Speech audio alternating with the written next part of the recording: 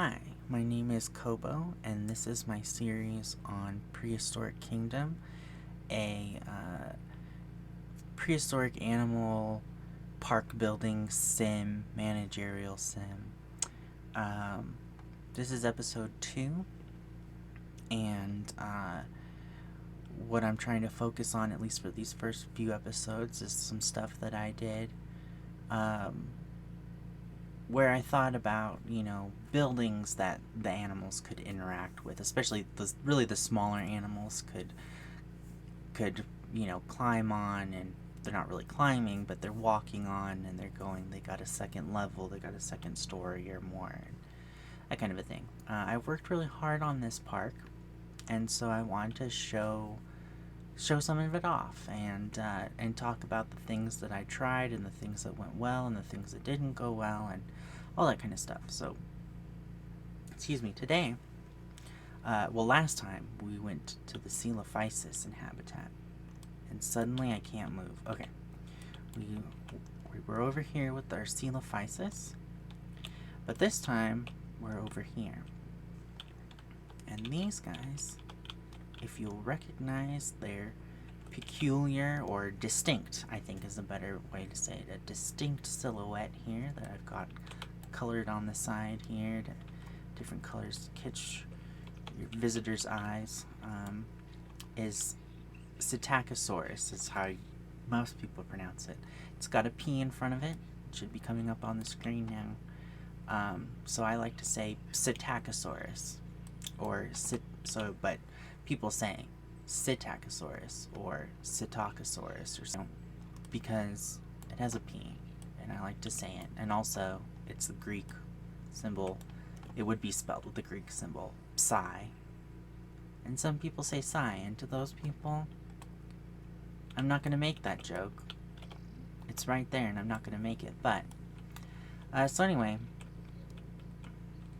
yeah, we've got our little Psittacosaurus habitat here. They're ceratopsian. That's what it is. They're ceratopsian. They're not a ceratopsid like their bigger, later relatives like Triceratops. And even some only slightly bigger relatives like Protoceratops. No, these are the smaller, and they're so chittery in this game.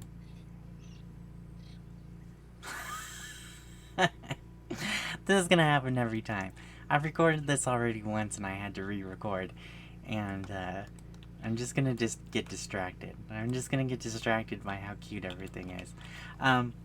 Anyway, these little ceratopsians are a little earlier than our Triceratops and Styracosaurus and all those friends. They had this bipedal body plan.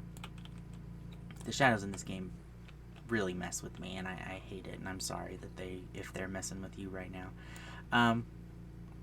That was graceful. They had this bipedal body plan. They're much smaller, obviously, than a big, huge Triceratops. All that kind of stuff. They lived in more desert environments, which is why I gotta go fast here. Which is why I gave them Joshua trees and sage. Would Joshua tree and sage have been in their environment in Mongolia, 126 or so million years ago? No, absolutely not. But I like them because I'm from the American Southwest, so they get to be here. Anyway, so I gave them this, oh god, I'm going to continue to phase through things, and I apologize. I gave them this little habitat, and I gave them 2 stories to work with, just like I did with the Psittacosaurus. Okay, so here's their house. Here's their little place, and they get to be sleepy. They get to be sleepy in here. They get to have, some time away from others, like I said with the Psittacosaurus, time away from others in their little pack, their little herd, their little flock. But they also get to be together. So in here, they're their barn-shaped house. They have a couple of stories, like I said, and then there's this viewing area where people can look at them while they're in there taking their naps and stuff. While we're here, this is this rest area. I just thought it would be cool here that you could sit over here and eat and have a snack or whatever and watch the Psittacosauruses. Excuse me, I'm not used to saying Psittacosaurus out loud. So then I say it, and then I hesitate between the P and the S, even though I'm determined to say the P. So you're gonna have to bear with me on that one. So yeah, they can. I just thought it would be cool, but this rest area is a prefab. I did not build it. It's not my handiwork here. All of this is, however, in this thing. So anyway, so they got their little space here. They got their ramps. They can sleep downstairs. They can come upstairs, up ramps, and then they have these little umbrellas and these little. I say little, but obviously, quite a few people could sit under there.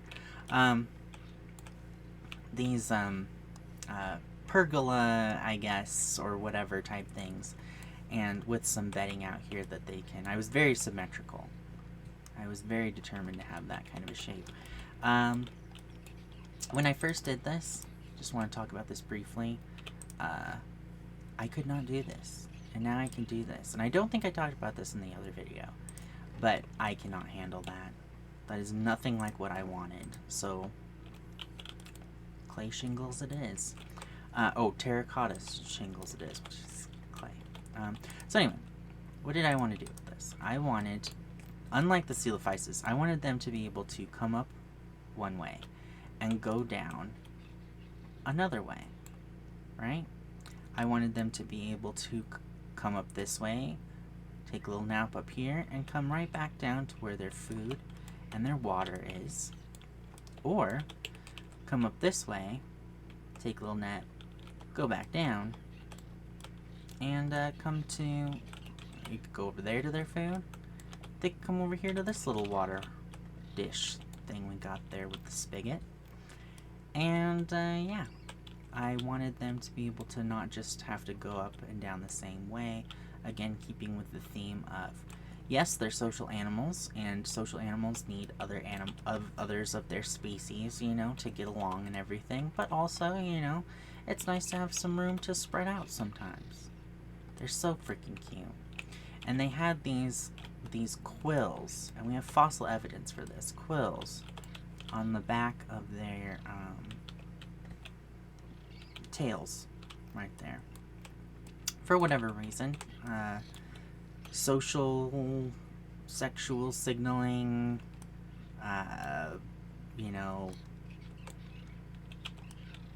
because it was fun, because evolution likes to have fun.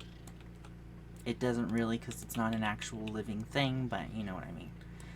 Who knows? But yeah, we still have this rougher construction here. These little lips here to kind of prevent the Psittacos from falling off. In real life, they would still be able to fall off. They'd be able to jump off. But just a little something, nobody's gonna like walk right to the edge. They would have to hop up on here and fall off and things like that, and I didn't recolor these beams, which is bothering me increasingly. I gave them low lights to again, make it so that it's like, it's a little more peaceful for them. I don't know if they would have been nocturnal or not. They lived in a very dry environment. They keep having this problem. Thirsty? Oh no. Go drink your water. Your water's this way. They would have been in a dry, arid environment.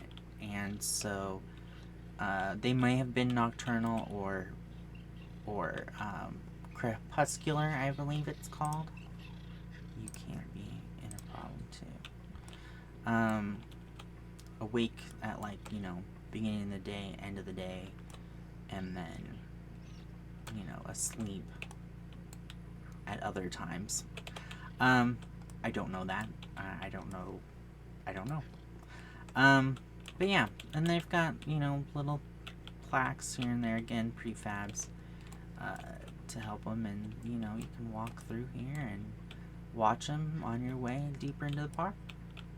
So, yeah, that's the Psittaco, habitat, and I hope you enjoyed it. I hope that if you didn't learn something, then you enjoyed watching Psittacos with their cute little chittering. Alright, hope to see you again soon. Bye.